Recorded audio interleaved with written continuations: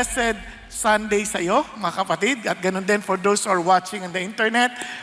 Blessed day for all of you. Now, alam po ninyo, we're doing a new series. Tamang-tama, alam niyo bakit? Kasi, ang bilis ng panahon, no? February na naman. So, ano pumapasok sa isip niyo pag Pebrero? Wow, siyempre, ano pa? Love. Pero ganyan na ngayon, ganyan. Tatlo. Now, kasi di ba sa JOY Jesus, others, and you. Now, alam po ninyo, lahat tayo somehow, gusto nating minamahal tayo. Tama? Sino sa inyo yung ayaw kayo, gusto nyo galit ang tao sa'yo? Obviously, nobody in his right mind who would desire for people to hate you. Ayaw natin yun. Gusto natin yung mamahalin tayo. Bakit? Kasi for some reason, may saya pag binamahal. Tama?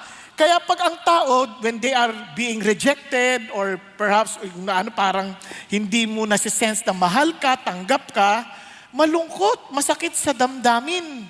Kaya nga, ang ating series ay tamang-tama, Love and Joy, Discover the Connection. Kasi kung gusto mong maging masaya, kailangan maranasan mo ang pagmamahal. Ang problema, hindi mo alam yon hanggat hindi mo ipinapasa. Di ba? Malungkot yung love kasi naintindihan natin, kaya nasasaktan tayo sa bandang huli, ay yung pag-ibig na makasarili. Yung pag-ibig na ang focus tayo. Pero ang totoong pag-ibig, hindi ganoon. Mamay papaliwanag ko sa inyo, kasi yung ating naintindihang pag-ibig ay pag-ibig sa ilalim ng tinatawag ng fallen world. No? Pero ang pag-ibig na gusto nating ma-enjoy at talagang ma-experience at nais ipaadama sa lahat ng tao, yung pag-ibig coming from the eternal God. No? Kaya yun po ang ating pag-usapan ngayon. Alam niyo po ba, no, importante pong maging masaya palagi tayo. There was a study done. Actually, tinanong po si Dr. Michelle Murray ng University of Maryland ng Medical Center. Sabi niya, can a laugh every day keep the heart attack away? Diba? Yung bang pagmasaya ka, yung tumawa ka araw-araw, lalayo ang pagkakataon na ikaw ay maatake sa puso. Diba? Now, sabi niya, maybe so. Yun ang sagot niya. Sabi niya, laughter, along with an active sense of humor, sabi niya, may help protect you against a heart attack. According to a recent study by cardiologists at the University of Maryland Medical Center in Baltimore, the study, which is the first to indicate that laughter may help prevent heart disease, found that people with heart disease were 40% less likely to laugh in a variety of situations. Sabi niya, compared to people of the same age without heart disease. Yun daw taong hindi mahilig tumawa, seryoso, laging malungkot, mas madali daw atakihin sa puso yan. O, tingnan mo yung katabi mo. Hindi pa inaatake yan, hindi pa. Tumatawa lang. The old saying that laughter is the best medicine definitely appears to be true when it comes to protecting your heart. Sabi ni Michael Miller, again, a doctor, director of the Center for Preventive Cardiology at the University of Maryland Medical Center, and a professor of medicine at the University of Maryland School of Medicine. We don't know yet, sabi niya, what laughing protects the heart, but we know that mental stress is associated with impairment of the endothelium, the protective barrier lining of our blood vessels. This can cause a series of inflammatory reaction that leads to fat and cholesterol buildup in the coronary arteries and ultimately to a heart attack. Sarap, no? Parang, wow! Isipin mo, for us who are experiencing the very love of God, imposibleng hindi ka maging masaya. For a Christian, for a Christian to say na hindi niya na-experience mahalin, ay nako, malaki problema mo. Hindi natin naintindihan ang Christianity. Kasi tingnan ninyo, sabi sa 1 John, the one who does not love does not know God. For God is love. Tama? So, imposible na if you know God who is love, hindi ka makakapagmahal, di wala kang joy kasi love fosters joy and joy fosters love. Parang ano yan interconnected Kaya naman, when somebody asks Jesus, ano bang pinaka-importanting commandment? Surprisingly, ang binigay ni Lord, dalawa lang. Sabi niya ganon. He said, you shall love the Lord your God with all of your heart, with all of your soul, with all of your mind. And this is the great and foremost commandment. So, parang hindi pwedeng may kapalit si Jesus. When you say love, talagang todo ka dapat kay Lord. Sabi niya. At hindi lang yun, tinuloy niya pa. The second is like it. Pareho lang. Kumbaga, para yung sinasabi ni J.I. Packer na isang coin nasa magkabilang side. No? Ito sabi niya, you shall love your neighbor as yourself.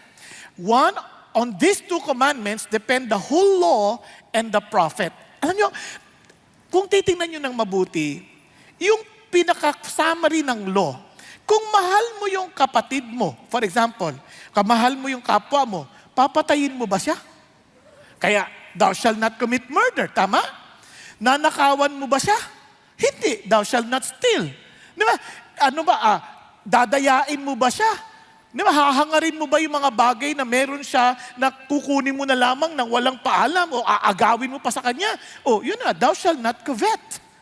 Napansin niyo, lahat ng utos na yan, nakaangkla yan sa bagay na tinatawag na loving one another. Kaya tama si Paul, nasabi ni Paul sa Romans 13, sabi niya, love does no wrong to a neighbor.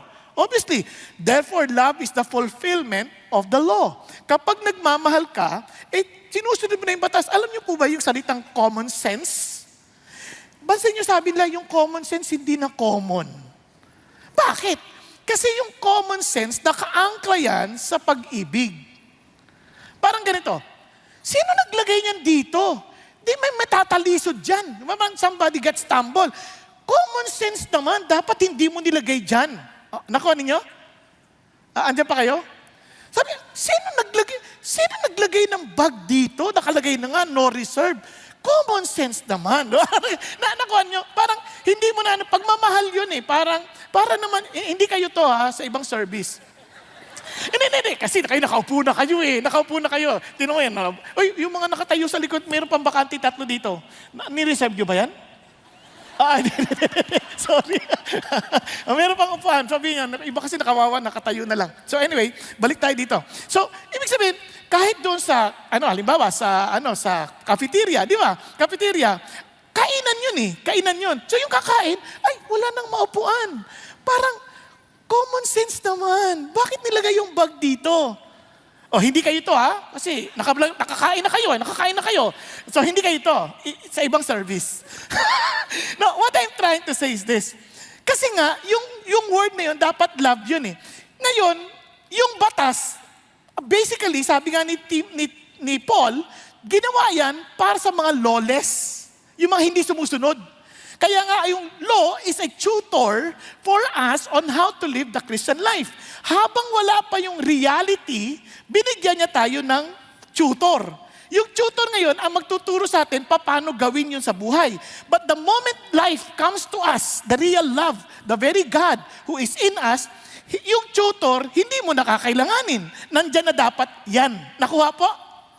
Pero kailangan yan mag-grow. Hindi yan automatic. Kailangan yan mag-grow kasi hindi inherent sa bagong buhay natin, kumbaga sa dati nating buhay, yung love, na sobra tayong selfish. Papaliwanag ko konti mamaya para mabilis na tayo. Pero ito lang. So, kaya binalagyan ng batas. Ganito yan. Halimbawa, napansin nyo doon, wala namang sinabi, okay. Kunyari, nakalagay doon, clay go. Clean as you go. Tama ba? So, ano ibig sabihin? Para sa susunod na gagamit, out of our concern and love for others, lilinisin natin bago tayo umalis. Tama? Tama po. So walang law doon. Ano lang yun? Parang clay go lang, nakalagay lang doon. Parang sinasabi lang sa atin how to express our love towards others. Hindi sinusunod. Halimbawa, mga pasaway. Hindi sinusunod. Ang gagawin na ganyan, if you do not clean the table before you go, you will be penalized by 1,000 pesos. Naging law. Napansin niyo ba? Kaya yung law, tutor yon para turuan ka paano express yung love. But the moment love comes in, that law should no longer be necessary. Ang problema lang, because we are still in a fallen world, yung law kailangan pa rin. Naiintindihan? Andiyan pa kayo? Nasusunod na para maliwanag sa atin. Kaya nga nakakatuwa, tingnan nyo, ang kalye natin, nakakatuwa, mapagmahal ang mga drivers natin. Kaya sa ibang bansa, pintura lang okay na. Pag solid line, alam nilang hindi na sila papasok. Tama? Sa atin, hindi pwede yon. Yan ay suggestion lamang. Kasi lahat tayo mapag-isip, kaya kailangan lagyan ng bakod sa gitna. Nakita nyo yung difference? Kasi nga, hindi natin masunod. Tayo, sobrang pasaway. Kaya, hindi ko ini-insulto mga Pilipino, ha? Alam niyo naman, eh. so yun ang challenge sa atin. No, sana nagsimula ng lahat ng yan? Bakit naggaganyan tayo? Kasi nahiwalay tayo sa pagmamahal ng Diyos. Bigyan kita ng konting kasaysayan. Ang kaaway ng pag-ibig ay kasakiman or selfishness. Kaya nga, sabi nga isang pag-aaral, na if you want to be miserable, bibigyan kita, ito lang daw ang kailangan mong recipe para maging miserable ka, sabi niya. Una, tingnan nyo lagi mo lang isipin ang iyong sarili. Sigurado yan, magiging miserable ka, sabi niya. Lagi mong kausapin ang iyong sarili. Lagang matindi na pagka-miserable nun. Lagi mong gamitin ang ako as much as possible. Di ba? Lagi mong salaminin ang sarili mo sa opinion ng ibang tao. Ano siya sabi niya? Ako ba tinutukoy niyan? Ayan, ganyan. Laging ganon. Tapos sabi niya, lagi kang makinig kapag talagang, samsamin mo na habang pinag-uusapan ka, talagang, ako ba yun? Yan. Sigurado magiging miserable ka. Sabi niya, tsaka lagi kang mag-expect na you will be appreciated. Yung kailangan, pag may ginawa ka, magte-thank you. Pag di nag-thank you, ay, grabe sa mga tao to. Yun, sigurado, malulungkot. Lagi kang maging suspityoso. Ba't nakatingin to? Mangungutang siguro to. Kaya mga ganun. Lagi kang mag-iisip ng masama tungkol sa sarili sa amin. Kasi nga, suspityoso ka. Lagi kang mainggit. Lagi kang magselos. Lagi kang maging sensitive sa mga tingin. At huwag kang magpapatawad sa mga criticism. But lagi kang titingin sa mali ng ibang tao. Huwag kang magtitiwala sa iba. Palagi mong ipilit ang konsiderasyon at respeto para sa iyong sarili. Lagi mong ipilit na sila sumang-ayon sa iyo. Di ba? Dahil ikaw ang laging tama. Kasi may tama ka. Lagi kang malungkot pag hindi nagpasalamat ang ibang tao sa iyo. At huwag kang kakalimot sa mga serbisyong ginawa mo para sa iba. At sabi niya, lagi kang maghanap ng kasiyahan para sa iyong sarili. Huwag kang tutulong sa ibang tao hanggat maari. Mahalin mo lang iyong sarili, maging makasarili ka. Sigurado ko, yan ang recipe ng isang pagiging malungkot na tao. Now, you ask yourself, yan ay exactly opposite ng pag-ibig. Nakuha ninyo? Now, naalala niyo paano nagsimula yan? Nung nagkasalang tao and they turned their back on God, when they ate the fruit, the forbidden fruit, of knowing what is right and what is good and evil, ano nangyari? They realized that they were naked. Doon sila naging conscious sa sarili. Hubad ako. Dati hindi nila iniintindi yun. They just keep on serving. They don't even care that they're naked. But this time, because of sin, they were focused on themselves at dahil doon, lagi na silang punong-puno ng takot at punong-puno ng kalungkutan. Naunawaan ninyo? Kaya, walang pag-ibig na hindi nakadikit sa kamatayan ni Jesus Christ. Ulitin ko. Kaya wag mo sabihin, I love you, nang hindi nakadikit sa death ni Jesus Christ, that is not love. That is sentimental. Kaya anything na love, kaya ang tao, ang love sa mundong ito, selfish pa rin.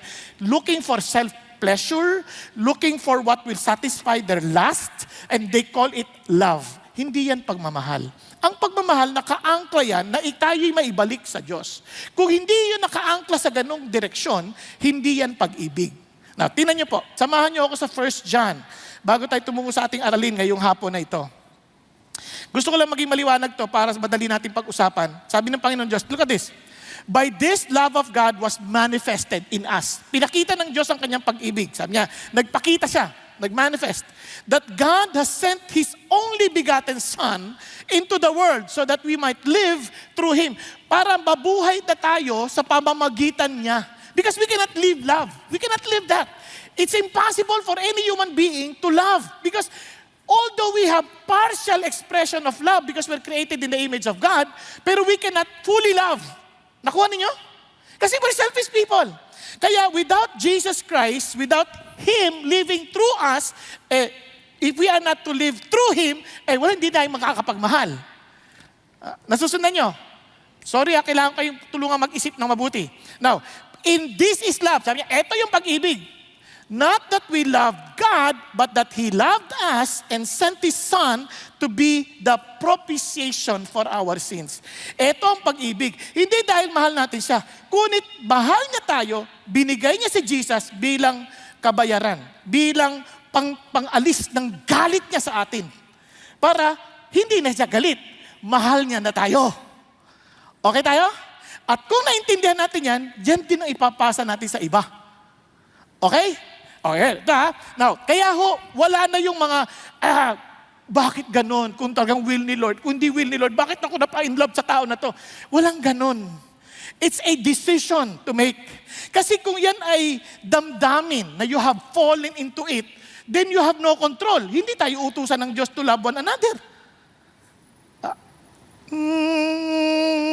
Kasi hindi mo pwede iutos yan. Mahalin mo yan kahit ang gawin mo. Hindi ko nga siya gusto yan pa. Kailangan mahulog ka dyan. Diba? Parang, nakuha niya ibig sabihin, walang ganon. It's a decision to make. Kasi, kung hindi ang desisyon na sa kapangyarihan ng Banal na Espiritu, hindi natin kakayanin.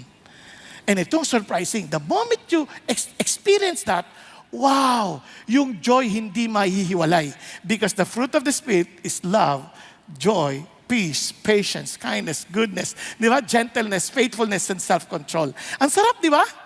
Kaya gusto ko yung sinabi ni Pastor Peter, mamaya papaliwanag ko sa inyo. Gusto ko yung sinabi ni Pastor Peter kanina umaga, sabi niya, if you love God, you will love others.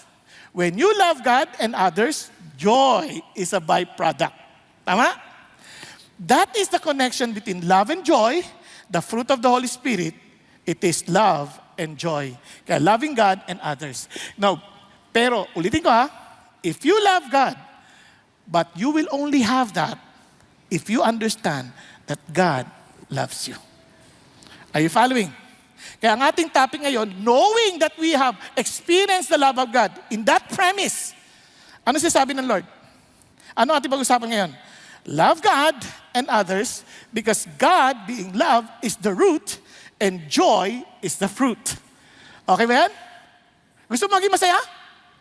Sino gusto maging masaya dito? Yung mga di nagtaas ang kamay, ano gusto mong mangyari sa buhay mo? Matili malungkot. Kumawa ka naman. If you want to be joyful, then love God, love others. Are you following? Now, paano natin gagawin yan? Sa Philippians, itong ating titingnan. Sa unang kabanata, yung binasa po ni Marty sa atin, may tatlong bagay. Love God and others, we are to pray, encourage, and have a proper perspective. Okay ba yan? Kailangan tayong mag-pray, encourage, and have a proper perspective. Pagsimulan natin sa prayer. Now, sa totoo lang, wala pong pag-ibig na walang komunikasyon. You can communicate without loving, but you cannot love without communicating. Tama? And prayer is communicating with God. If you love God, you will trust Him. If you trust Him, you will talk to Him. And alam niyo bang ang unang manifestation na meron tayong relasyon sa Diyos, na reconcile tayo sa Diyos? Ano sabi ng Lord? By the Spirit of God, we call Him Abba, Father. We cry out to Him, Abba, Father. Ang unang effect sa atin, bilang tayo tatawag to pray. Lord, di ba? And when we receive Jesus Christ, we pray to receive Jesus as our Lord. Kasi nga, it is our first expression. Kaya yung bata, nung pinanganak, anong first expression yan? Umiyak. And to cry out. Later on, habang nag-grow siya, anong titawag niya? Papa, Mama. O yung iba, Apa, Apachu. Nakuha ninyo, parang, wow, yung baby, tumatawag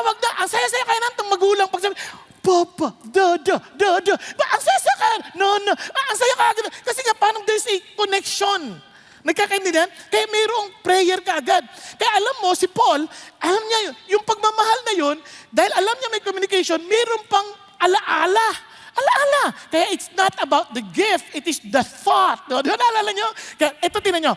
Paul, ito na, tingnan niyo si Paul. Paul and Timothy, bondservants of Christ Jesus. Being a follower of Jesus, you are called to be friends of God, friends of Jesus. And yet, sa kanilang idea, sa kanilang isip, this is how we express our love to the Lord. We never see or we never search for our identity somewhere else. Pag sinabi mong bondservant, I am totally identified to Jesus alone. He is my master. Yes, He is my friend. But to me, para sa akin, hindi ko lang siya friend, kundi master ko siya. He is my master and I'll just do whatever He wants me to do. His wish is my command.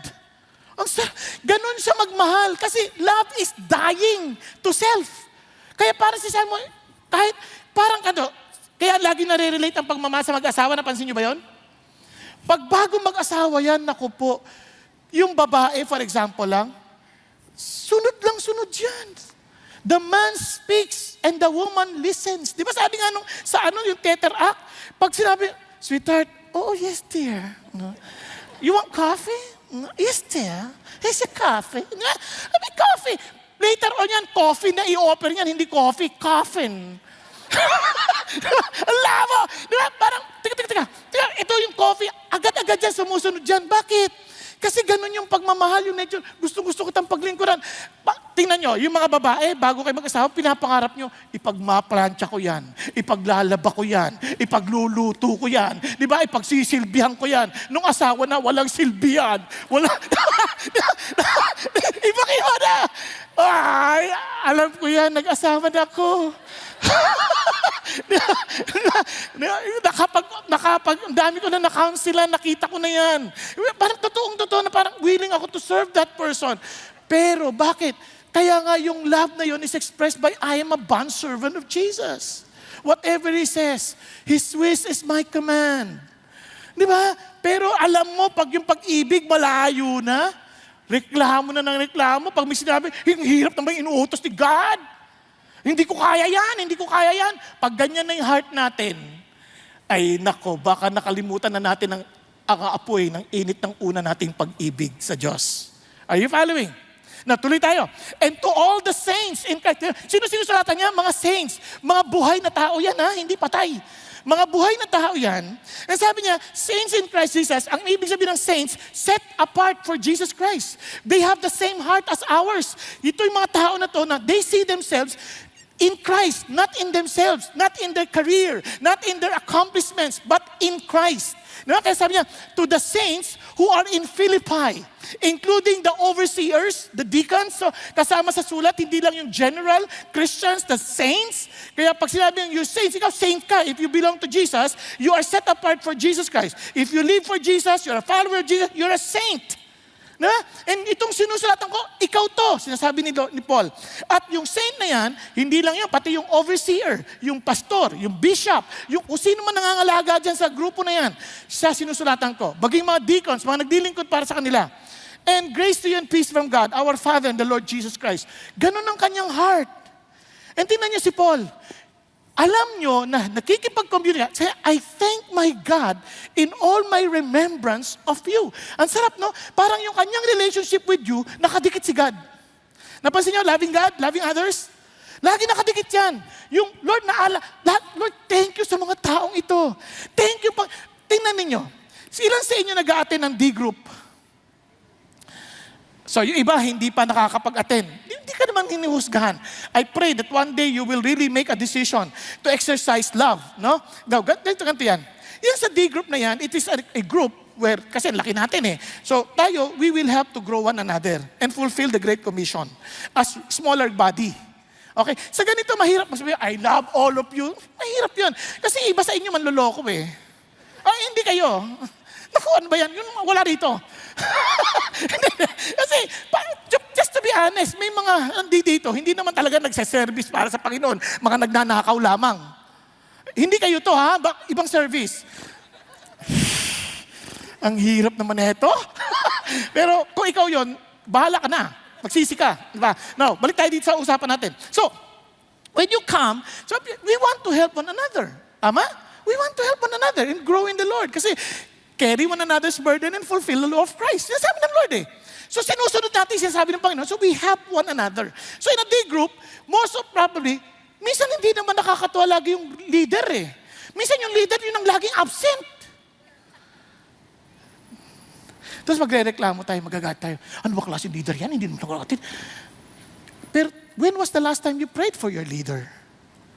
When was the last time you asked, kamusta siya? Ba't di siya nakaka-attend? Baka nagkasakit? Baka hindi makalabas ng ospital? Baka nasa ICU? Ang dami pwede nangyari. Baka nagkagulo yung pamilya niya. Kasi the first person to be attacked by Satan, leaders. But how are we praying for them?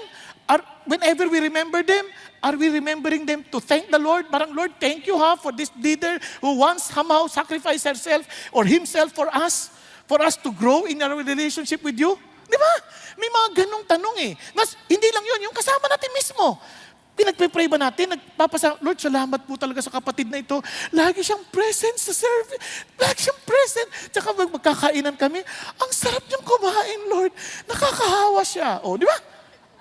Mag-thank you tayo sa Lord. Hindi yung, grabe yung lakas kumain, no? Parang di nagtitira. Di, mag-thank you kami. Appetite siya. Nakuha ninyo? Malay nyo, once a week lang siya kung kumain. Doon lang sa D-group. Di ba, naging service pa natin yun. Kaya, what I'm trying to say is this. Yung affection niya, grabe, Lord, I'm thankful to you, O God, remembering these people. Lord, I thank you. Then always offering prayer with joy in my every prayer for you all. Di ba, ang sarap? Just imagine if all of us here in CCF, whenever we pray for one another, sobrang saya ng ating puso. Lord, thank you kay Pastor Bong sa kanyang pagpipreach dahil ang haba niya mag-preach. Lagi kaming overtime. Hindi yung, grabe, lagi ng overtime. Paano na kami uuwi? di nakuha ninyo? Pero nakabalik ka naman. Di praise God. You're safe. No, kidding aside, I'm not excusing myself. But what I'm saying is this. Why don't we turn our prayers into thanking the Lord for each one of us instead of complaining before the Lord? Diba? Kasi magkakapatid tayo, imagine, yung taong katabi mo, ligtas, makakasama mo sa eternity. Pag-isipan nyo. Yung anak natin, sometimes we remember them, ang naalala natin yung mga hindi pagsunod. Ba't hindi natin naalala yung mga pagsunod nila? And let's thank the Lord for their obedience, for their willingness to study, kahit hirap na hirap sila. Hello?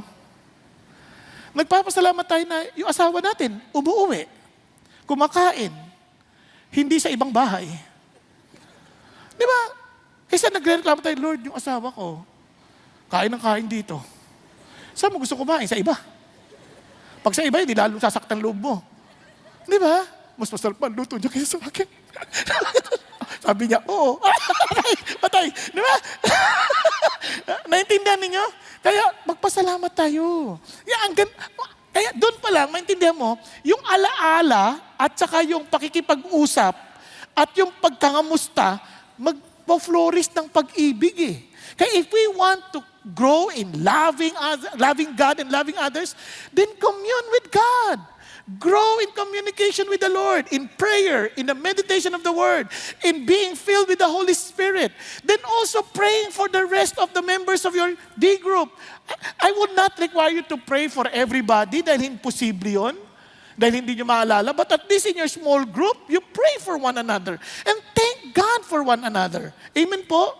Don't only thank the Lord because you were blessed by that person. Thank the Lord because that life is saved. And that life belongs to Jesus. At kung hindi pa, an opportunity for that person to come to know the Lord. Are you following? Kaya yung prayer, napaka-importanting indikasyon yan of our love. Tignan nyo ha, for God is my witness, look at the words, how I long for you all with the affection of Christ Jesus. This love, these feelings, this affection that I have for these brethren, is not something that I invented myself. It's not because they're good, because they're very affectionate people. No, because of the affection of Jesus Christ. And this I pray that your love may abound still more and more in real knowledge and all discernment. Ang prayer prayer niya, mag-grow pa sila sa pagmamahal. Kasi ngayon, ang dami ng maling konsepto ng pagmamahal. Ano sinasabi na, pagmahal mo ako, agad-agad nakalabas na yung nguso. Manood ka ng sine. Mahal mo ako? Ano yan? Di ba kung mahal mo yan, di intayin mo yung kasal. Tuwan-tuwa nga ako nung kinasal anak ko eh. Nung magkikis na lang, sabi niya, hindi kami marunong. Bakit? They were pure from beginning to end. Hanggang sa dating ng kasal, they knew they preserved themselves for Jesus. Kakaintindi yan? Di ba, ang sarap ng pakiramdam na, wow, hindi sila marunong. Yung iba, expert na eh. Napanood sa YouTube. Pero the challenge is this, in this world, yung pagmamahal has nothing to do yung satisfaction of ourselves, but the satisfaction of God's glory. Kayo yung prayer, sabi niya, Lord, affection of Christ, and this I pray that your love may abound. Bakit? Tingnan nyo kung bakit hindi kailangan tayong mag-grow sa pag-ibig. Ito ang pag-ibig, sabi niya. Everyone who hates his brother is a murderer. Tama? And you know that no murderer has eternal life abiding in him. So, yung murderer, hate.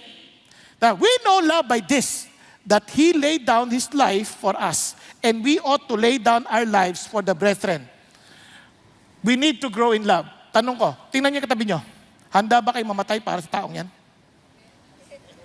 Tingnan niyo, hindi niyo matingnan eh. Parang, mukhang patay na, pastor. Ano ka ba? Tulog lang yan?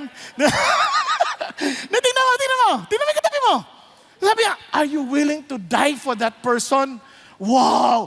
Mapapatay ko. Wag. Pag pinatay mo yan, hatred, brother, murderer. God wants us to what? To die for the person next to us. Are we willing? Ay, paano yan? Ang hirap naman ata. Alam niyo, simple natin. Sabi ni Paul, kapag kakain ka, at yung okay lang naman kumain ng karne based on knowledge, kanya lang, pag yan ay ma-distumble, yung kapatid mo, dahil sa pagkain mo ng karne, hindi mo na lang kakainin. Naku, kamatayan sa sarili yon. Tama ba? Kamatayan kasi alang-alang sa kanya. Kaya habang kumakain yung katabi mo ng manok, ikaw lumuluha. Manok. Ay, sarap pa naman. Alang-alang sa'yo, kapatid. Dahil mahal kita eh. Nakuha niyo yung sabihin. Yun, ganun din sa pag-attend ng day group. Minsan ayaw mo na umattend eh. Nakapapagod ako. Pero alang-alang sa kapatid ko, I need to be there. I need to be there. I want to encourage them. Di ba? Kasi I love them. Nakuha niyo? Lalo ako yung day group leader. Nakuha niyo? Ako yung day group leader eh. Lalo na. Sa totoo lang, ako as a day group leader, there are times na pagod din ako physically. Minsan sasabihin pa nga ng atak ko eh, Papa, pupunta ka pa sa D-group mo? Oo, bakit? Di ba pagod ka na? Oo, mahal ko sila. I need to be there. Nakuha ninyo? Ganon din, kung membro tayo, ganon din. I don't wanna be late. Kasi I wanna be there. I love these people. I pray for them. Alam mo, simpleng maliit na bagay, akala, yung bang nag-usap kayo o magkita tayo, just for you to be there on time, is an expression of love. Grabe, aga ko magliligo, ang aga ko magbabiyahe, traffic. Dahil mahal ko siya, I'll be dead just to go there. Just to be there. Hello? Nagkakaintindihan? Sa asawa. Asawa mo nagre-request, sweetheart, inaanto ka na rin. Pakitapong mo na yung busura. Isama kaya kita. Pagod na ako ah. Pero hindi eh. That's death. Lord, I'm willing to die for my wife. I love her. Tatayo ako. Kukunin ang basura. Umiiyak-iyak pa. Kasi namatay eh. Di ba? Itatapon. Pagmamahal yun eh. Mga anak, pag inutusan kayo ng nanay nyo. Di ba? Ang hirap atang sumunod. O ikaw na mag-usap plato. Sige na nga. Mahal ko kayo eh. Di ba? Dami ko pang assignment eh. Pag bumagsak ako, kayo rin magagalit. You know what I'm trying to say? That's a choice. It's an everyday choice. Kaya we need to grow in love kasi bawat hakbang in our lives, the very step is something that we should learn to express love. I'm telling you, hindi laging ganun. Yan ang struggle ko every day of my life. Yung gusto ko, yung ayaw ko, yung para sa iba, at para sa akin. Nagtatalo yan. Kaya we need to keep on growing, analyzing, praying to God. How will I put this into practice? How is this in real life? Yung mga, sa totoo lang, may mga pagkakataon, huwag kayong magagalit ha. Nakakapagod pagpa-picture. Minsan parang, picture na naman. Ikaw na naman. Ang dami mo ng album. Nakuha mo na mula nung pagkabata ko hanggang sa pagtanda ko. Mula nung magsimula ako magpastor hanggang ngayon, ikaw pa rin. Ang saya-saya. Pero huwag niyo ma-misinterpret. No? Minsan, siyempre pagod ka rin minsan. Minsan may kailangan ka kausap. So kailangan mo sabihin, sorry ha, may kausap ako. Pero mararamdaman mo yung mga mukha. Parang, hi? Ayaw niya? Tapos mararamdaman mo yung dating, yung saya-saya niya magpapapicture, biglang, pangit ka naman eh. Yan ang nagbago. Ang saya-saya. Pero it's a reality of life. Naintindihan po ninyo? Hindi ko sinasabing yung ngiti ko kunwari lang. Hindi. Ang sinasabi ko, there are times na minsan nagta-struggle ka sa puso mo. Lord, bakit pa? Di ba? Ang dami naman punta lang sa Manila Zoo, nandun na naman ako eh. Nakuha ninyo? Are you following? Hindi ko sinasabing yun ang lagi kong nasa isip. Ha? Baka magtaka kayo, ayoko na magpa-picture yan, pala nasa isip niya. Hindi ganon. There are times. Often times. times. Joke lang. So, ulitin ko. So we need to grow. Tingnan nyo. So sabi niya, so that you may approve the things that are excellent in order to be sincere and blameless until the day of Christ. Yun ang totoong pag-ibig that I want you to be close to Jesus. Kaya, ulitin ko, bakit ako nagpapapicture na rin? Dati ayaw ko eh. Sabi ng Lord, mas mabuti pang makonquer ang city kesa makipag-ayos sa isang nasaktan na kapatid. For the sake of that brother or sister, Lord, madala lang kita sa Lord. Sige na. Kaysa naman tuwing titingin ka sa akin, ay, suplado yung pangit na yan. So, hindi mo na marinig yung message, sayang naman, di ba? Pero alam mo yung mamang yan, nagpapapicture yan kahit ang sama ng hininga niyan. Pero okay na rin. Mabait. Nakuha niyo yung difference? All because of Jesus. All because of Jesus, nothing else. I want you to be drawn to the Lord. I want you to love Jesus. Yun ang idea niyan. All of us, titiisin ko na to dahil gusto kitang malapit kay Jesus. Gusto ko maranasan mo yung pagmamahal na nararanasan ko. Kaya sabi niya, having filled with the fruit of righteousness, which comes through Jesus Christ, to the glory and praise of God. Di ba ang sarap nun?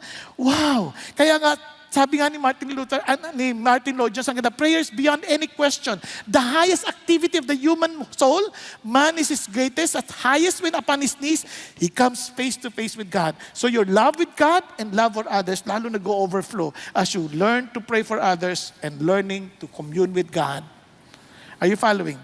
Now, alam niyo po ba, yung mga tao na minsan ang hirap kasama, subukan nyo, ipag-pray nyo. Lagi. Huwag niyo ipag-pray mawala. Huwag niyo pag-pray kunin ni Lord. Huwag ganon. Ipag-pray niyo na yung gusto niyong makita sa Kanya, Lord, hindi siya palangiti. Sana makita ko siyang palangiti. Pag-pray niyo. And you will see the difference. Amen? Okay, good. So, naalala ko ganito magmahal si George Muller. He has 5 friends. And he prayed for them. Yung kanyang 5 kaibigan, after many months, one of them came to the Lord. After 10 years praying uninterruptedly, talaga walang tigil na pagpe-pray, 2 others were converted. It took 25 years para sa ika-4. And alam nyo, nung 93 years old na mamamatay na siya, yung isa hindi pa rin tumatanggap kay Lord. Kaya, nung araw ng kanyang libing, nandun yung kasama niyang last na pinagpe-pray niya. Nung nilulubog na siya sa lupa, nilagay na sa lupa, biglang sumigaw yung mama. Alam niyo kung ano sinigaw niya? Sabi niya ganito, "Oh God, be merciful to a sinner like me." He accepted Jesus at the very funeral of George Muller. Kaya huwag kang magsasawa. Pag-pray mo, Ang Diyos pa rin ang sumasagot sa panalangin. And most of the time, our prayer outlives us. Kasi si Lord hindi nakakalimot. He's faithful in answering our prayers. Kaya huwag kayong magsasawa, huwag tayong mga kamag-anak natin, mga pagpipray natin palagi. Number 2, encouragement. Encouragement. Alam nyo, napakaganda, no? Alam nyo, sa buhay, minsan nakaka-discourage ang ating mga kapatid. Sabi natin, God, ganito ba ugali nito? Ba't naman ganito to? Pero if you notice it, even Paul, when he was imprisoned, instead of these people getting discouraged because they found Paul as their parang, wow, he is our teacher, encourager, talaga ito, praying for us always, and yet he was imprisoned because of Jesus. So, nakaka-discourage to some of them. Parang, Lord, ang labo, parang ba't ganito? Pero Paul was encouraging them. And in fact, kahit sa atin, minsan nadi-discourage tayo, parang pinag-pray ko matagal, walang nangyayari. Itong kapatid na to, parang hindi nagbabago. Hindi. Listen to this. Sabi ni Paul ganito, in view of your participation in the gospel from the very first day until now, for I am confident of this very thing, that He who began a good work in you will perfect it until the day of Christ Jesus. Ang sarap to, sabi niya, huwag kang magmadali. Hindi pa tapos si Lord dyan. Parang sabi niya, the Lord will perfect that person until the day He comes. Sabi niya, hindi yan magpapago until the day of Christ Jesus. Kaya relax ka lang. Kaya gusto ko lagi sinasabi ni Pastor Peter sa amin, pinapaalala sa amin palagi, learn to see people not as they are, but what they can become in Christ. Minsan, nagsasawa na tayo sa kapwa natin. Ayoko na kausap yan. Ayoko na yan. Nakakainis lang yan. Hipokrito yan.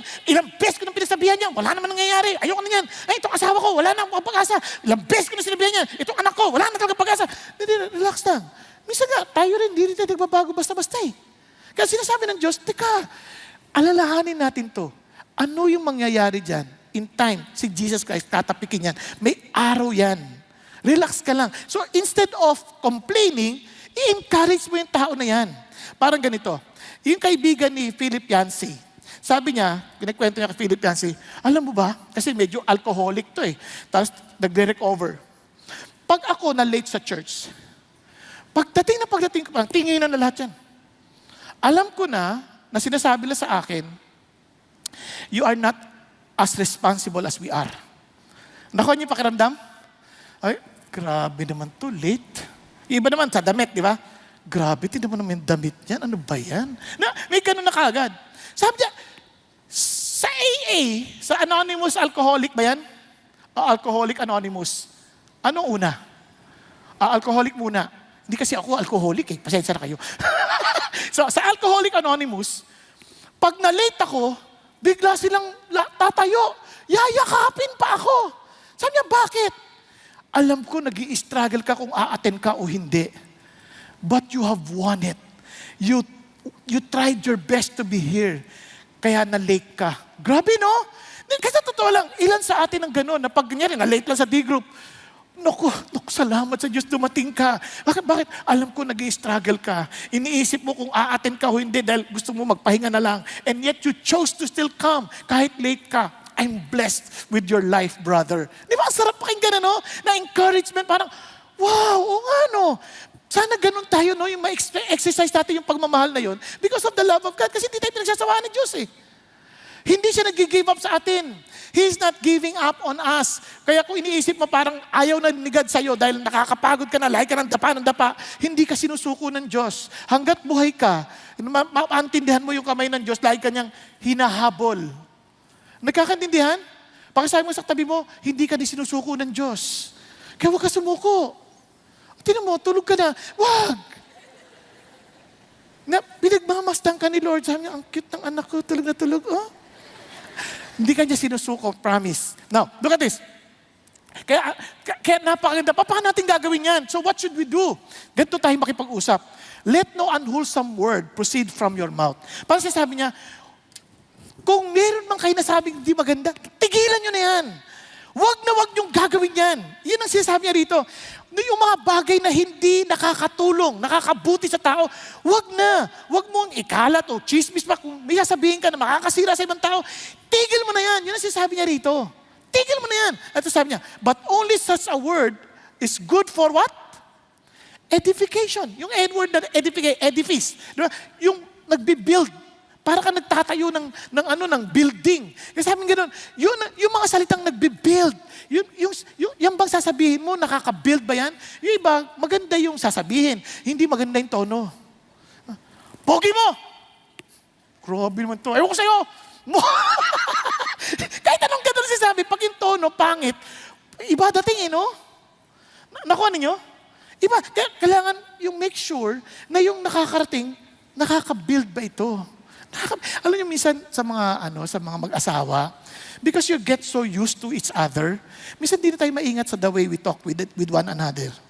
Kasi inisip natin, asawa ko naman, naintindihan niya na yun. Parang, pag sinabi mo, maganda yung motibo. Ayan, meron kang dumi sa mukha.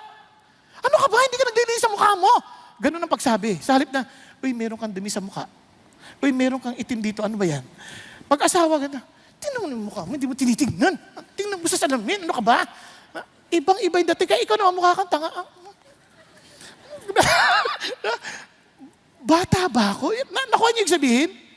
So, ito sinasabi ko sa inyo kasi napapanood ko ito. Sa totoo lang, minsan di tayo maingat. Kaya pag kumakain, pag anak natin, pag ibang tao, yung pagkain niyo po, nalaglag. Di ba? Pero pag anak naman, luglag ka ng luglag. Bawat butil ay napakalaga. Napakaraming taong namamatay sa walang pagkain. Pero ikaw, laglag ka ng laglag ng butil. Sinisi na sa iyo ang buong famine ng mundo. Dahil sa isang butil na nalaglag. Nakuha ninyo? So, minsan, isipin natin, ano ba itong sinasabi ko? Nabibuild ba yung tao? Kaya gusto ko yung kwento ni Pastor Peter kanina umaga. Si Benjamin West, ito po si Benjamin West, siya po isang artist, kilalang artist. At sobrang nakakatuwa po siya kasi siya po ay isang American artist na in-appoint ng King George III as history painter. Biro niya, in-appoint siya. At naging presidente ng Royal Academy of Arts. Isa sa talagang one of the celebrated artists sa history. Alam niyo ba, paano siya nagsimula? Paano ka ba nagsimula ng maging pintor? Dahil sa halik ng mama ko. Kiss of my mom. Anong ibig mo sabihin? Isang araw, iniwan niya ako para alagaan yung kapatid kong si Sally. Hindi naman madali mag-alaga ng bata, di ba? Bata rin siya, hindi rin siya ganun katanda. Inalagaan ko si Sally. Ngayon, ang pagdating ng mama ko ay ang daming kalat. Hindi ko alam kung exaggerated ang kwento ko kasi narinig ko lang yung kwento kanina, ha? Kaya lang, minsan exaggerated ate acting ko, no? Pero di bali na, ang daming kalat. So, na-imagine nyo na. Tapon dito yung mga pinta, tapon dyan, dami-dami, kalat. Kung ikaw yung nanay, paano ka? Ano ang dating mo? Pagdating, sa totoo lang, sa common na nanay na nakikita ko, sigurado ko, yung kalat na yon dadami pa. Ano pinagagawa ninyo? Ba't yung kinalat to lahat? Nilalong dumami. Ikaw bata, sabi ko, alagaan mo si Sally. Nakisali ka pa sa gulo. Nakuha ninyo? Pero ito, amazing, yung nanay nagpigil.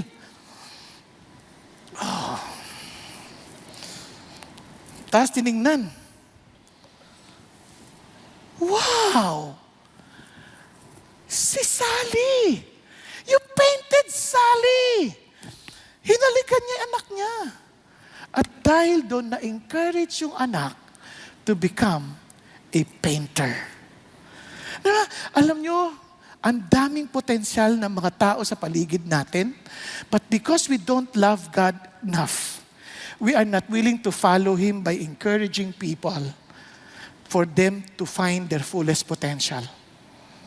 Hello? Tingnan niyo yung katabi niyo. Anong bagay nakikita niyong maganda na gusto niyong i-magnify sa tao na yan? Sabihin niyo lang.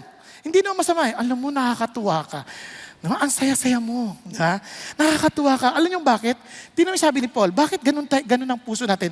For it is only right for me to feel this way about you all. Bakit? Because I have you in my heart. I love you in a sense. Since both in my imprisonment and in the defense and the confirmation of the gospel, you all are partakers of grace with me. Lahat tayo walang pinagkaiba. We are just recipient of God's grace. Hindi ako nakatanggap ng grace ng Diyos dahil mabait ako, dahil mas mabuti ako kaysa sayo, dahil mas magaling ako kaysa sayo. No, we are all just partakers of the grace of God. It is an unmerited favor, and I praise the Lord. Kaya dapat ko lang maramdaman to sa inyo. Dapat ko lang i-express to sa inyo. Dapat ko lang ipasa ko to sa inyo.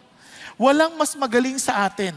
Lahat tayo ay nakatanggap lamang ng biyaya mula sa Panginoong Diyos. Amen po? Kaya dalawa lang ang choice natin. Ikaw ba'y maging encourager o hindi? Siguro mas mabuti pa, ikaw ba'y bubuyog o langaw? Diba? Kasi daw ang mga bubuyog, ang hinahanap niyan ay kagandahan ng bulaklak para kunin yung pong nectar niyan at maging tamis sa maraming tao. Nakuha ninyo? Pero ang langaw, ang pinupuntahan niyan, mga basura. Na pag kumalat siya, nagdadala ng sakit sa maraming tao. Kasi hindi sila nakaka-encourage. Ngayon tanong ko sa inyo, ikaw ba'y bubuyog o langaw? At alam nyo sa ngayon, katulad ng sinabi ni Pastor Peter kanong umaga, palagay ko dapat assignment din natin yon. Humanap tayo ng tao na maging bubuyog tayo sa kanila. Hindi yung, hindi ganon. Iba naman iba yung application mo eh. Hindi ganyan. Yung maging encouragement tayo. Itong linggo lang na to. Hanapin niyo yung mabuting ginawa ng asawa niyo, ng anak niyo. Encourage niyo at maging kasaynayan natin. Huwag yung puro mali ang hinahanap natin. Inaabangan natin yung mali. Ala, huli ka na naman. Huwag ganon. Abangan mo yung magandang ginawa, tapos encourage mo siya. Alam mo, nakakatawa yung ginawa mo, nabe-bless ako sa'yo. Di ba? Okay tayo? Sino gagawa ng assignment? Oy, puro langaw ang marami dito ha. Kapatid ha, ulit. Sino magiging mga bubuyog dito? Praise God. Konti lang ang langaw, dalawa na lang. And finally, perspective. Actually, it's a proper perspective. Kasi different people has different perspective in life. At normally, yung perspective natin is affected by our experiences or perhaps our education. Yung perspective natin affected by the suggestion of somebody else or someone that we please, no, parang someone we like to please, di ba? Minsan affected tayo, or maybe our bad experiences, yung mga past experiences na meron tayo, mga traumatic experiences. Ang malungkot pa sa traumatic experiences, hindi basta nakakalimutan yan. In fact, hindi nakakalimutan yan. Kailangan mong malagpasan yan, di ba? And kung hindi maaayos yung perspective na yon, naapektuhan. Kunyari, minsan kaya tayo suspetsyoso sa ibang tao at hindi natin ma-express yung love ng Panginoon Diyos kasi nga, isip natin, ganyan na talaga yan. Lalo na tayo, may tendency na yung taong kinakaharap natin, lagi ang bisihan natin ng pagtingin sa kanila ay yung kanilang nakaraan. Naunawaan po? Hindi natin sila bigyan ng puwang na pwede sila nagbago along the way. Ang tingin natin sa kanila yung noon pa rin ng alaala ng nakaraan. Tama? Kaya tuloy, yung ating expression ng pagmamahal para ng Diyos, para sa kanila, naapektuhan. Halimbawa, pag nakita mo ako, kunyari ako, nakita ako ng lola ko. Si Tutoy, Tutoy pa rin ako kahit ang laki-laki ko na. Napansin niyo ba yun? Sa tingin niya, ako pa rin yung Totoy noon na walang isip, na laging napapagalitan. Hindi niya naisip na, hindi na po ako si Tutoy. Anak ba? Minsan ganun pa rin tayo sa ating mga anak. Kahit yung ibang sa ating mga anak, college na. Ang tingin pa rin natin mga bata, o yung baon mo, dala ka ng baon mo. Matanda na yan. Kaya na niyang kumain ng baonan. Diba? Huwag masyadong, so naapektuhan pati yung pagtingin sa sarili, naapektuhan. So yung perspective, napaka-importante. So, paano natin maaayos yan? If we belong to God and we love God, obviously we want to see things from God's perspective. Tama po? Mahal ko si God eh. Gusto ko makita yung paraan niya, pagtingin niya sa tao. Kaya nga, ang pagmamahal sa mag-asawa, halimbawa lang, hindi titigan. Kaya nga sabi nga ni Antoine Saint-Exupéry, love is not gazing at each other. It's looking towards the same direction. Bakit? I need to see my wife from God's perspective. Anong tingin ng Panginoon sa asawa ko? Hindi anong tingin ko sa asawa ko. Di ba? Ganon din yung asawa ko. Anong tingin ng Panginoon sa akin? Hindi anong tingin niya sa akin. Kasi yung tingin niya sa akin, limited eh. Nakuha? Pero yung tingin, bakit namatay si Jesus para sa tao na yan? Bakit si Jesus mahal niya yan? Bakit si Jesus pinili niya yan? Ganun, titingnan mo siya from that perspective. Diba, ganun din sa inyo. If I look at you, I should look at you from the perspective of God. Why did God love you? Why did God die for you? Ano niya ibig sabihin? There is something in you that God was willing to sacrifice His own Son. So I need to see you from that perspective. Kaya maapektuhan yan, paano? By learning to trust His Word, to study His Word, as in, to trust in His promises, and to trust in God's character. Importante yun. Kaya naalala ko, lagi tinuturo sa atin ni Pastor Peter yun. Our thinking affects our emotion, and our emotion will affect our action, and obviously, it will affect our experience. Tama ba? So, sa atin, importante yun. Ano ang tingin natin sa pinagagawa ng Diyos? When God says, love your brother, love your sister, love your brethren, minister to this person, I want them to be saved. Anong nakikita ng Diyos na hindi natin nakikita? Bakit minsan wala tayong pakialam sa buhay ng ibang tao?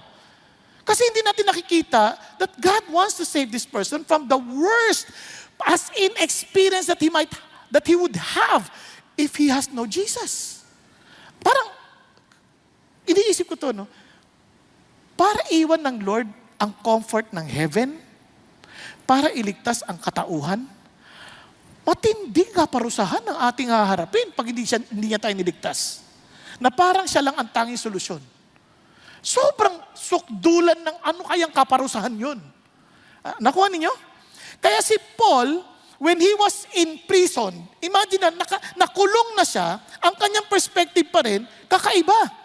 Tingnan ninyo, samahan niyo ako sa Philippians. Balik tayo sa Philippians 12. Now I want you to know, brethren, that my circumstances have turned out for the greater progress of the gospel. Ang kanyang nakikita, yung pag-ibig ng Diyos sa katauhan. Yung gospel, the good news, the only hope of humanity. Kasi sabi niya ganoon, itong circumstansya ko, nakulong ako, not because of crime, but simply because I followed the Lord. Parang, labo naman ni God. Sumunod na ako sa iyo, tapos nakulong pa ako. Labo naman ito. Eh sabi niya, hindi. Yung circumstance na yun, sa totoo lang, is a greater progress of the gospel. Parang lalo pang ang nag-advance yung kingdom ng Diyos. Lalo pang ang napaabot ko sa marami, yung mensahe na magandang balita ng Panginoon. Napansin niyo yung love, lagi nakadikit sa gospel? Now, balik tayo dito. So that my imprisonment in the cause of Christ has become well known throughout the whole Praetorian Guard and to everyone else. Now, ano yun? Sino ba itong mga Praetorian Guard na ito? Ito mga Praetorian Guard, ito yung mga elite guards. Ito ay mga grupo ng mga bantay, hindi ordinaryong bantay. Ito yung makakalapit sa emperor. Ito yung malapit sa, kumbaga sa palasyo. Eh isipin nyo, shifting sila. Magpapalitan sila. Every 12 hours, palit. No, in their mind, bilanggo nila si Pablo. Sa isip ni Pablo, bilanggo ko sila. Kasi wala silang choice. Makikinig sila sa message sa akin. Hindi naman siya nandoon, parang sabihin sa bilanggo, God, labo naman ninyo. Kinulong niyo ako dito. Wala naman akong kasalanan. Ba't kayo ganyan? Unfair kayo. Hindi ganun ang sinasabi ni Paul eh. Sa kanya, hindi na-advance yung gospel. Ang sasabi niya, kamusta na kayo? Kamusta ba ng buhay niyo? Buti, dito kayo ngayon. Hindi kayo napalaban sa gera. Okay. Kung mapalaban kayo at mamatay kayo, alam niyo kung saan kayo pupunta. Napansin niyo ba yun? Hindi ko alam kung ano usapan nila ha. Baka lang. Pero kaya tuloy, naku, thank you Paul, thank you. Dinabalita nila ngayon sa taas. Kapati asawa ni Caesar nakakilala sa Panginoon Diyos. Ang daming mga leaders na nakakilala sa Panginoon.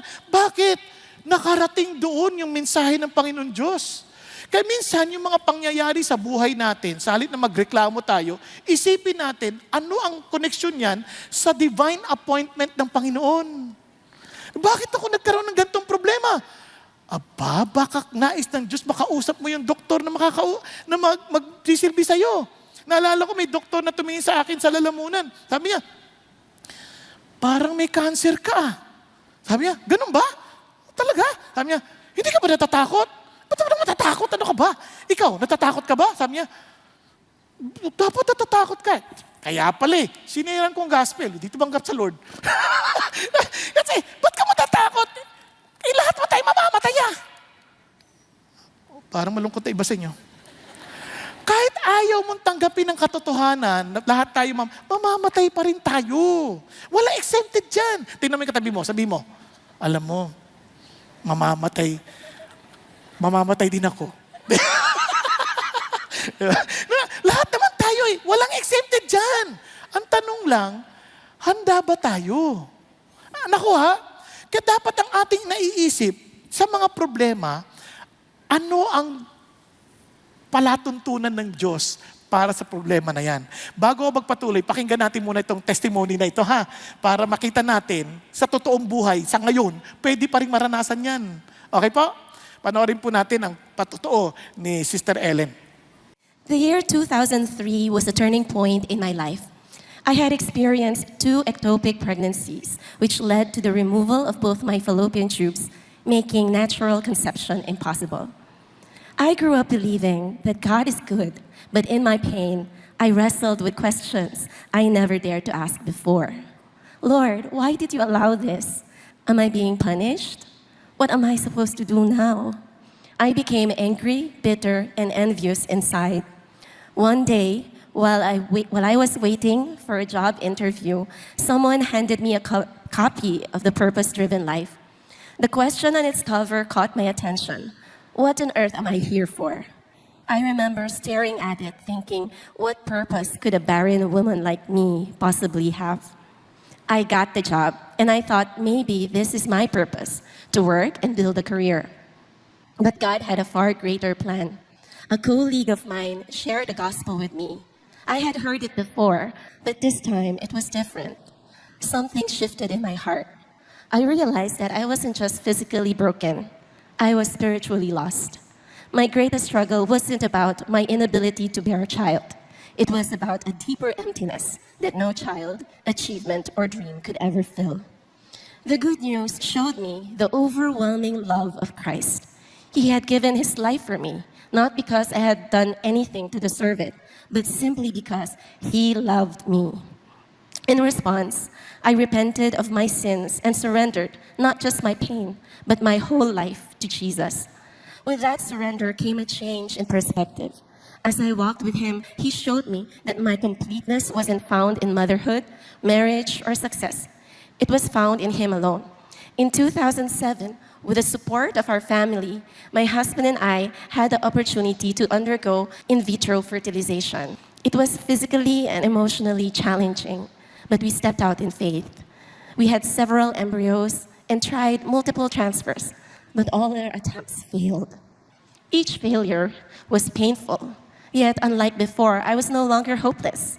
This time, I knew whom to run to. Taking God's no was difficult, but he reminded me that his plans were always for my best. He had given me a new perspective that whether or not I became a mother, my identity and purpose were secure in him. Though my heart still carried the longing for a child, I understood that God's no, or not yet, is never without a purpose. In 2013, God opened the door for me to serve in CCF as a staff member under the office of Pastor Peter, and later in Women to Women under Ms. Diana. My more than 10 years of serving the Lord in CCF gave me countless opportunities to discover how God had gifted me. My life is not defined by what I lack, but by how God can use me to bless others. I found joy in serving, sharing the gospel, discipling, and loving the people he placed in my life. In January 2023, we received a notice from our fertility clinic about our one and only remaining frozen embryo from our 2007 IVF procedure. It was our last chance, an opportunity we never planned. The pain of miscarriages and multiple transfers in the past resurfaced. I wondered if I had the strength to go through it again. Miss Diana spoke words that I now know were God's gentle nudge at that time. Don't close the door on the possibility. Give the Lord an opportunity to answer as you seek him. If he says yes, it's a win. If he says no, it's also a win. Once again, God was asking me to trust him, not the outcome, but him. So my husband and I prayed. We laid everything before the Lord, surrendering to his will as we proceeded with the embryo transfer. Fast forward to today, me and my husband are grateful parents to our 9-month-old baby boy, Isaac. Praise God. He is a living testimony of God's perfect plan. Looking back, I see how different my perspective has changed when I gave my life to Christ. Before, I thought my life was over when I lost my ability to conceive. Now I realize the true life began when I encountered and experienced the love of God. Before, I believed that joy could only come from having what I had lost. Now I know that true joy is found in trusting God's plan and embracing His purpose for me. Before, I thought my story was defined by barrenness. Now I know my story is all about God's amazing grace and faithfulness. As I step into this new season of being a full-time mom and wife, I hold on to the same truth that has carried me through every high and low. God is good, His plans are perfect, and whatever comes next, I know that my greatest joy and fulfillment will always be found in Him alone. To God be all the glory, Praise honor, God. and praise. Praise God. Nakakatuwa, no? Binigyan siya ng anak, ang pangalan niya Isaac. Di ba? Pero alam niyo, kailan siya binigyan ng Diyos? Kung kailan may na-realize na my life is not about my accomplishments, my achievements, by being a mother, whatever. Sabi niya, kay Jesus lang. As long as we see Jesus as the center of our lives, hindi natin maintindihan how we can be a blessing to other people. Kaya nung nakita niya, ang sarap pala maging blessing sa ibang tao. And yet, ang Diyos, hindi pa rin tapos. Binigyan pa rin siya ng anak. Hallelujah. Amen po? Now, anong ibig sabihin nito? Balikan natin itong and the most of the brethren trusting in the Lord because of my imprisonment. So hindi ko iti-take to against God or against anybody, kundi have far more courage to speak the word of God without fear. Dahil dito, lalong tumapang yung mga kapatiran na mag-share ng gospel. Dahil dito, yung gospel, yung kingdom ng Lord, lalong na-advance. Kaya nga ang ganda ng sinabi ni Pastor Peter na flow chart. Sabi niya yung circumstansya at tama yung perspective, dadala tayo sa tamang action na laging equal doon sa purpose ng Diyos. Are you following? Kaya ang idea, if I love God, then siya ay sovereign. Tama ba? If He is sovereign and He is all-knowing, He knows what is best for me. And surely, because of His sovereignty, He can accomplish what is best for me. Tama ba? Tama ba? And kung siya ay sovereign, makapangyarihan, and loving siya, obviously, ang kanyang heart sa akin is always for my good. So He will not allow anything that is not good for us. Kaya all things work for good for those who love God and walk according to His purpose. Kaya sa halip na magreklamo tayo, ano ba nangyayari sa akin? Teka Lord, mahal mo ako eh. Pinahintulot mo to eh. May purpose ka. So ba't ako magre-reklamo? Dapat nga matuwa ako dahil makikita ko ngayon kung paano mo i-unveil yung surprise mo sa akin. Amen? Nasusundan? Ay, parang ano yung pinapalakpak nila? Hindi. Ulitin ko. Kasi ang Diyos natin, mahal ka. At dahil doon, pag tinignan natin, Lord, dahil mahal mo ako, hindi ako mapapahamak. Now, listen to this. Ang problema natin, kaya hindi natin makita si God ng mabuti, hindi dahil maliit si God, kundi dahil malayo tayo kay God. Ang eroplano, maliit tingnan sa malayo, pero ang laki niyan pag malapitan. Ganon din ang Diyos. Minsan, ang liit ng Diyos sa ating mga pananaw. Kasi ang layo natin sa Kanya. Subukan nating lumapit nang makita mo na ang problema natin ang liliit kumpara sa Panginoong Diyos na ating pinaglilingkuran. Amen? Kaya, sabi ng Panginoon, sabi niya, that most of the brethren trusting in the Lord because of my imprisonment have far more courage to speak the word of God without fear. Some, of course, are preaching Christ even from envy and strife, but some also from goodwill. So, hindi ko makontrol yan. Masamahin ka lang, purpose, hindi ko na poproblemahin yan. Dahil wala na sa control ko yan eh. Pero isang bagay lang. The latter do it out of love, knowing that I'm appointed for the defense of the gospel. The former proclaim Christ out of selfish ambition, rather than from pure motives, thinking to cause me distress in my imprisonment. Hindi ko na yan poproblemahin. Kasi malayo na sa control ko yan. Nakakulong ako, wala akong magagawa. Pero ito lang isakasaya ko. Only that in every way, whether in pretense or in truth, Christ is proclaimed. And in this I rejoice, and I will rejoice. Para sa akin, madala lang yung mensahe ng kaligtasan ng tao, which I care more, which God cares for these people. Masaya na ako doon. Kasi kung sa totoo lang, hindi na, kahit masama motibo nila, hindi naman sila makakalusot kay God. O makakalusot sila sa akin, pero hindi sila makakalusot kay Lord. Kaya huwag nyo nang problemahin yung hindi nyo kontrolado. Ang isipin natin, ano yung pinagagawa ng Diyos sa atin. Amen po? Andiyan pa kayo? Now, kaya naman, ano sinasabi ng Diyos sa atin? Kaya gusto ko yung kasi si Pastor Peter, kwento niya to dahil nakausap niya pa raw eh. Ako, actually, nabasa ko lang siya yung Torture for Christ. At ito pong maman to, si Richard Wurmbrand, sa Russia to, talagang grabe ho, pinipersecute sila. Pero hindi niya sinuko si Jesus. Sa totoo lang, lagi pa siya nagpipreach. Itong sabi niya, tuwa ako sa sinabi niya, it was a deal. We preach, and they beat us. Nag-preach kami, gulpi kami. We were happy preaching, and they were happy beating us. Masaya kami nagpipreach, masaya naman silang ginugulpi kami. Kaya, everyone was happy. So, ang mahalaga, lahat kami masaya. Hindi niya siya, lagot kayo sa akin, mamapatay din kayo ng Panginoon Diyos. Walang ganon. Masaya kayong ginugulpi kami, masaya kami nagpipreach. Everybody's happy. Hallelujah. Di ba? Ang sarap ng ganong buhay na parang ang gaan ng buhay mo. Bakit ganon na lang siya? Tulad din ni Paul, itong sabi niya, "For I know that this will turn out for my deliverance through your prayers and the provision of the Spirit of Jesus Christ, according to my earnest expectation and hope, that I will not be put to shame in anything, but that will all boldness, Christ will even now, as always, be exalted in my body, whether by life or by death."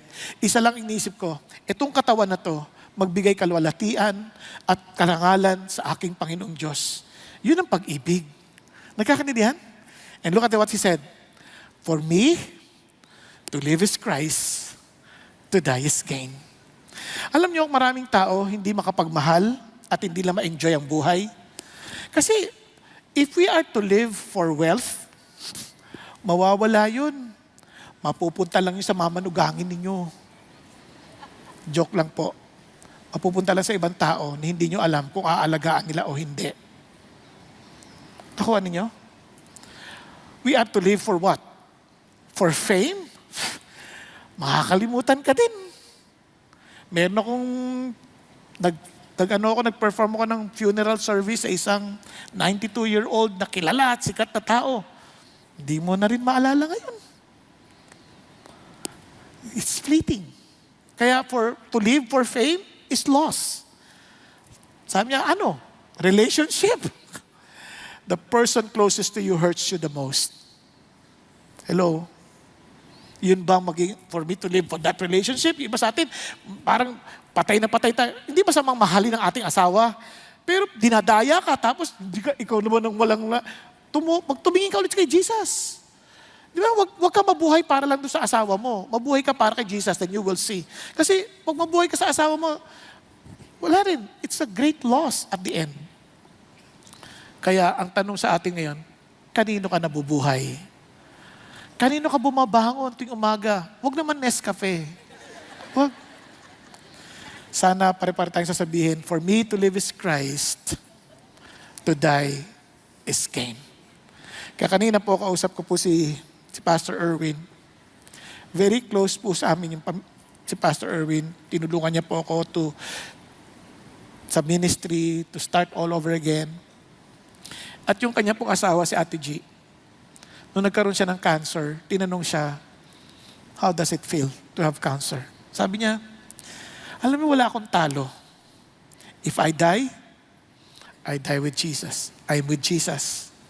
If I live for Jesus. Kaya kahit saan ako pumunta, panalo. And I pray for all of us.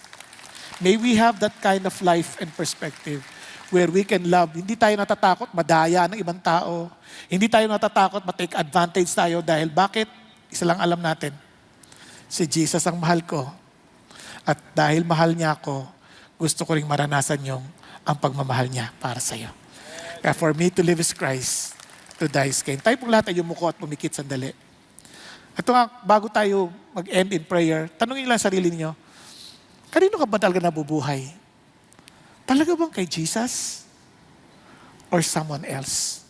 And sigurado ko, if you're not living for Jesus, ang ending is loss. And I pray today, please make a commitment. Lord, allow me and help me to live for you, that I may gain when I die. Because every one of us has ending in this world. And I pray, Lord, talagang masasabi namin that in you we have joy. Because you are the center of our lives. And we are your instrument to reach out to others. Father God, because we are here to live for you. Kapatid, kung di ka pa sigurado, why don't you surrender your life to Him and say, Lord, for me, I want to say, with great confidence in my heart, with great conviction in my heart, for me to live is Christ, to die is gain. Kapatid, kung yun ang puso mo, pakitaas mo ng kamay mo sa Panginoon Diyos. Lord, I want to live for you. Yes, hallelujah. Yes, huwag ka maya. Yes, between you and Jesus. Yes, hallelujah. Maging po nasa balcony, upper balcony. Sabi mo, Lord, for me to live is for you, Lord Jesus. And thank you, Lord, to die is gain. So as I'm living, allow me to live for your purpose. Allow me to live for your glory. Kaya sa mga nagtaas ng kamay, may you just declare this to Jesus, Lord, I surrender my life to you. I want to live for you. And Lord, thank you for dying on the cross for me. Thank you for, Lord, for paying for the penalty of my sin. And thank you that you rose again from the dead and you have given me a new life in order for me to live for you. Help me, Father God, to be a blessing to many others. Help me, Father God, that my life will be a channel of your love, that they will experience your redemptive plan, O God, your salvation. And I pray, Lord Jesus, that I will look forward to the very gain that you promise us, that if we lose our lives for you, we will find it. Thank you, Lord Jesus, that you are my life, you are our lives, and Father, I pray, not only for those who raised their hands, but for every family we represent here, allow us all to live for you and to really die with you. And it's a great gain having you, Jesus, as our Lord, as our Savior, and as our life, the very love of our lives. In Jesus' name we pray. Amen and amen. God bless you all.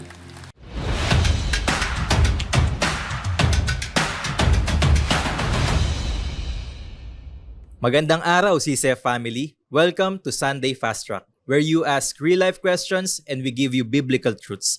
Ako po si Jerel Pilarta mula CCF Communications at kasama po natin ang ating speaker na si Pastor Bong Saking upang sagutin ang inyong mga katanungan. Magandang araw po, Pastor Bong. Magandang araw. Salamat po sa mensahe. Kamusta po kayo? Mabuti naman, mabuti sa biyaya ng Panginoon Diyos. Praise God. Para po sa ating question number 1. Kadalasan, ang mga panalangin natin ay tungkol sa ating kapakanan at mga pangangailangan. Pero alam din natin na ang pagdarasal ay napakahalaga sa paglago at paglalim ng ating pagmamahal sa Panginoon. Paano ba manalangin ng mas ayon at kalugod-lugod sa kalooban ng Diyos? Ayan. Ako, napakagandang tanong yan, Jarel. Alam mo, sa totoo lang, ang ating Christian life naman ay proseso. Nag-grow tayo dahan-dahan. So normal lang yon. But as we are growing in the Lord, and as we are meditating on His Word, we are learning from the teachers na binigay ng Diyos sa atin. Kasi binigay ng Diyos yan to equip us for the work of service. So sabi nga ng Bible, and He gave some as apostles, some as prophets, some as evangelists, some as pastors and teachers to equip the saints for the work of service. So as we are growing in our relationship with God, in our spiritual lives, unti-unti natututo tayo on how to pray.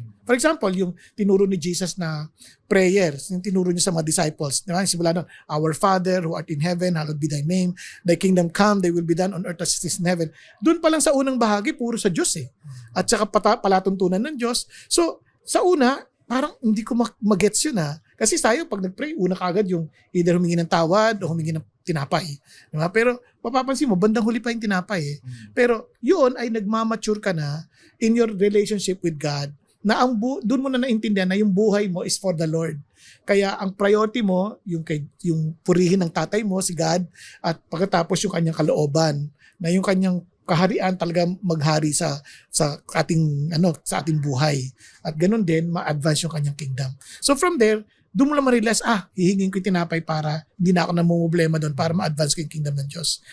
Pati yung relationship ko sa ibang tao, kailangan magpatawad ako tulad ng pagpapatawad sa akin ng Panginoon. Pati yung kalaban ko sa tukso at saka ipapasa Diyos ko na para hindi na maging hadlang sa pag-advance ng kingdom ng Diyos. So you're growing. So hindi siya automatic, but doon natin direksyon. Kaya huwag ka ma-discourage kapag meron kang ganung paunang experiences. Praise God. So, hindi siya overnight, Pastor, no? Oo. Parang proseso talaga. Amen. Praise God po. Para sa ating question number 2, natutunan namin na napaka-importante na mag-encourage sa kapwa upang lumago sa pagmamahal namin sa kanila. Ngunit paano kami makakapag-encourage kung ang kailangan naming ituwid ang pagkakamali, idisiplina o i-correct ang mga mahal namin sa buhay? Siguro naman sa buhay natin, hindi naman tayo palaging nakakita lang ng mali. Madalas lang ang ating concentration ay ituwid yung mali. Pero maganda rin matuto tayo na i-encourage natin yung mabuti. Kasi parang ang nakasanayan natin, even in our training sa pamilya, yung negative reinforcement. Yung kumbaga tinatawag nila doon, reverse psychology na mo to para matulak mo sila sa kabutihan. Pero ang Panginoon Diyos hindi. Ang kanyang utos is encourage. Kasi sa Panginoon, tulungan mo muna siyang makita niya yung mabuti, tapos yung mali, isa ka mo ituwid. Hindi ko naman sinasabing wag mo ituwid. Ang sinasabi lang ng Panginoon Diyos, mayroong tamang timing. Kaya kahit sa parenting, mas maganda yung 90% na nagpupuri ka sa mga magandang ginawa ng anak, 10% lang yung correction. At kung magko-correct ka pa, may tinatawag tayong kiss, kick, kiss. Yung mga gano'n, di ba? Pakita mo na yung magandang bagay na nagawa niya. Tapos i-correct mo, saka mo ibalik ulit sa maganda niyang ginawa. Para hindi nakakonsentrate sa mali. Kundi, ma-encourage siyang gawin yung mabuti. Kaya nga, isang advice nga sa marami, hulihin natin yung paggawa ng tama, i-appreciate natin. Tapos yung mali, parang kumbaga, ituwid lang natin kung kinakailangan. At para sa ating last question, paano namin masisigurado na ang pananaw namin ay ayon sa pananaw ng Diyos, lalo na sa mga bagay na hindi klarong nakasaad sa Biblia? Ayan, yung matitawag natin mga gray issues, no? Parang, paano natin malalaman? Alam mo, ang ganda lang, ang pinaka-utos talaga sa atin ng Panginoon Diyos is to love one another as Jesus loved us. Siguro kung hindi ka sigurado sa issue na paano ba ang tama rito, no, in terms of, let's say, yung mga specific na command, laging tatanong sa sarili mo, what does love require of me? Paano ako ipapakita yung pagmamahal ni Jesus sa sitwasyon na ito? So mas madali na siguro isipin yon na parang yun, hindi na nakadepende sa letter of the law, kundi sa heart ng law. Maraming salamat, Pastor Bong, sa pagsagot ng aming mga katanungan. And that's it for CCF Sunday Pasta. God bless.